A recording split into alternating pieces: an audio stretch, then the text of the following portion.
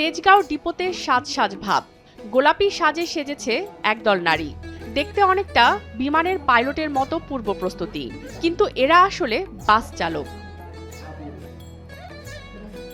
রাজধানীর ব্যস্ত সড়কে সারি সারি চলছে বিভিন্ন ধরনের যানবাহন।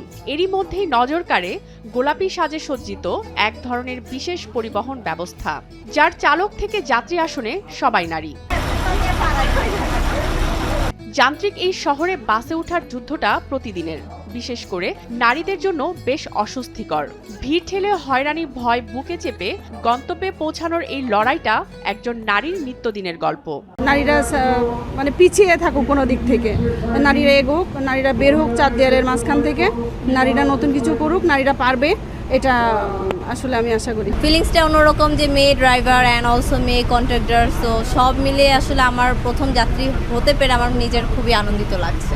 কিন্তু এবার রাজপথে সেই পরিচিত ছবির ক্যানভাসে যোগ হচ্ছে এক নতুন রং আর নতুন স্বপ্ন। বিআরটিসির উদ্যোগে ঢাকার অন্তত 10টি গুরুত্বপূর্ণ রুটে চালু হতে যাচ্ছে এই বিশেষ বাস।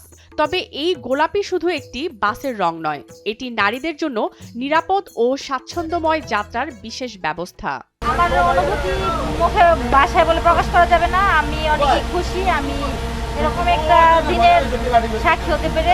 বাসে উঠতে গেলে অনেক হ্যারাসমেন্ট পোহাইতে হয়, অনেকের সাথে বাচ্চা থাকে, অনেকে অসুস্থ থাকে, সেক্ষেত্রে অনেকে দেখা যাচ্ছে সিট দেয় কিন্তু খুবই কম, এটা আমরা খুব কম দেখতে পাই। তো এই একটা উদ্যোগ, যেটা অবশ্যই সরকারকে ধন্যবাদ জানানো, সবার পক্ষ থেকে আসলে ধন্যবাদ জানাতে হয়। বিগত সময়ে এমন আশ্বাস বা উদ্যোগের কথা বারবার শোনা গেলেও তা বাস্তবায়নে দীর্ঘ অপেক্ষা ছিল। তবে এবার এক অধরা স্বপ্নের জাদুকরি বাস্তবায়ন করল বর্তমান সরকার।